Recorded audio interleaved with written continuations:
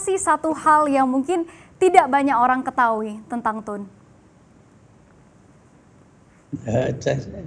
Sebenarnya semasa saya jadi Perdana Menteri, keadaan dunia agak lebih stabil daripada sekarang. Tidak ada keruntuhan, tidak ada peperangan yang dahsyat, tidak ada trade war dan sebagainya. Dalam keadaan itu kita lihat ekonomi negara Malaysia memang tumbuh dengan baik, 8% umpamanya. Jadi kita berpendapat kalau kita boleh teruskan dengan pertumbuhan sebanyak 8 ataupun 7% dalam jangka masa 30 tahun, maka kita boleh jadi negara maju.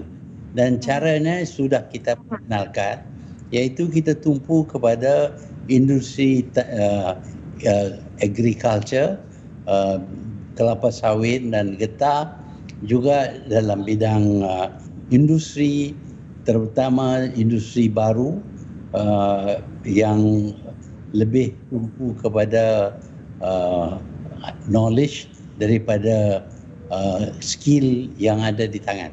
Jadi dengan itu kita berpendapat bahawa kalau dapat kita teruskan polisi ini, negara akan maju dan kita akan dapat pertumbuhan ekonomi yang baik.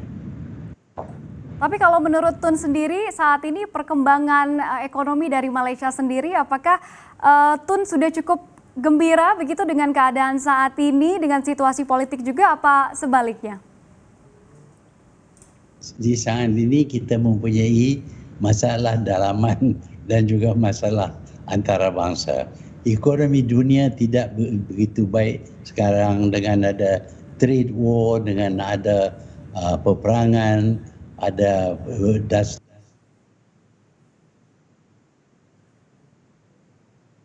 semua ini menyebabkan Malaysia menurun pertumbuhannya.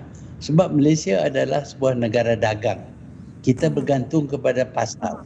Kalau pasar itu tidak baik, maka sukar bagi kita mendapat pasar, memasarkan barangan keluaran kita.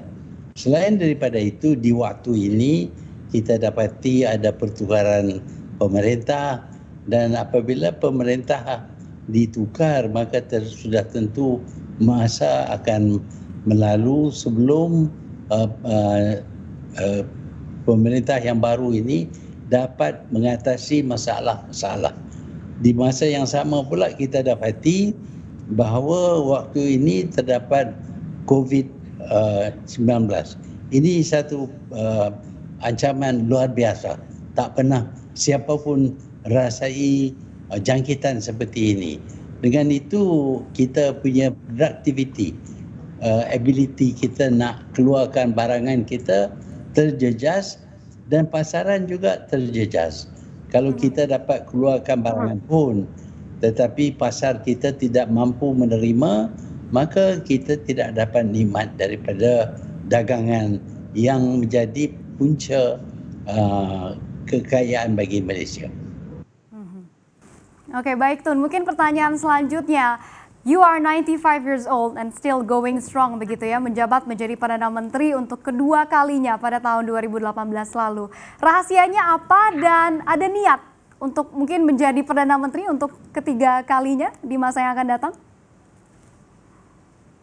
Saya kalau diminta, yalah, saya tidak begitu selfish sehingga mengutamakan kesihatan diri sahaja, tidak kepada sumbangan kepada negara.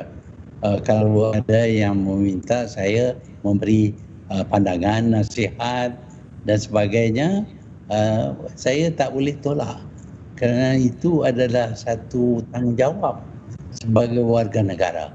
Itu sebabnya yang saya masih aktif sekarang ini, kerana ramai yang datang berjumpa untuk mendengar pendapat dan juga untuk mengetahui sama ada saya boleh beri nasihat tertentu ataupun mengambil bahagian dalam acara-acara tersebut.